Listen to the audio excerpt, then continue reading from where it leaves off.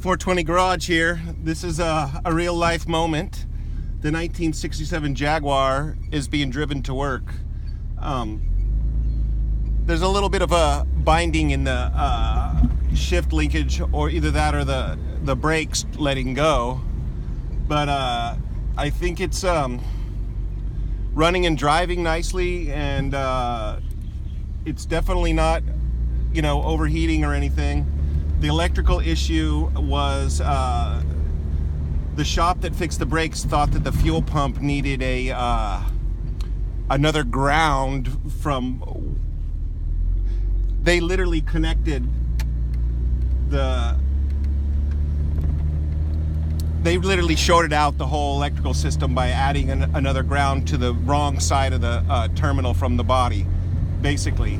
And yeah, so anyway, it took me a lot to get through that, but I am literally driving the car for the first time to work.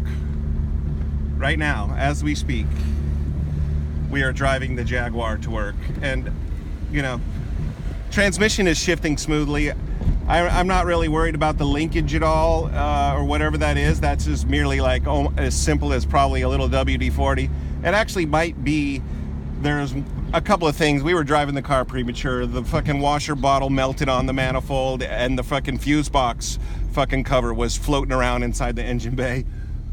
And then there was one other thing. The tailpipe got knocked off the hanger in the back from the too many tow truck driver rides. But I'm like, that's my thing, It's like the first opportunity I get, I make my car a daily driver and I drive it to work, because that's what I do every day. I drive my car to work, and driving your car to work is what part of makes it a daily driver. So here we are driving the Jaguar.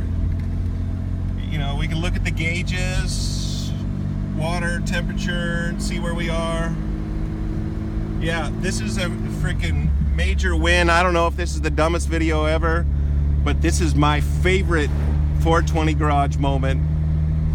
Like, what I had to go through to get this car to drive, and none of it was the car's fault. This car wanted to be on the road so flippin' bad, it was ridiculous. And it was like, it didn't give it up easy. Every single time I've had a car issue, it has been because I took my car to a shop and they literally did something that caused a problem.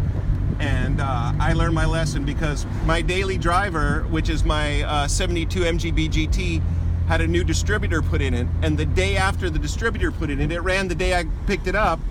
But the next day, it started running like shit when I was driving it, and I thought it was a fuel-related issue. Turns out they did not tighten down the distributor, and 3 months went by swapping carburetors and shit, and I finally, somehow, I figured out the goddamn distributor, it was not tightened down, so now it has a single carburetor on it. I'm rambling, what the fuck? Anyway, yeah, so I am just happy, and thank you everybody that helped. Carl, called me up this morning and said, look, I'm going to help you fix your car. I had already been very close, and I actually figured it out. But in the end of the day, it's really nice to have some moral support when you're working on a car. It is. It's just having your buddy there, and having the fact that he volunteered to come and help me pro bono. I paid him $250 and I solved the problem. But the fact is the car is running and driving. And I was going to literally drive to shops on the other side of the island and ask them if they would take the car and tell them it's a really easy problem to solve. But I got it. This bitch is running and driving. I don't know if I've ever been happier to see a temperature gauge go up a little above there. I think it's not going to go any farther than that, and that's probably normal operating temperature. But I have a brand new radiator and a brand new water pump sitting that I really need the motivation to, if it never went above halfway, I would not be swapping that out. But the fact that it's, and I have to drive it longer. This is my commute to work, and I don't know if you know, but we are there. We are at work. So anyway, 420 Garage out. Good to see y'all, and don't forget to like, comment, and subscribe. Peace.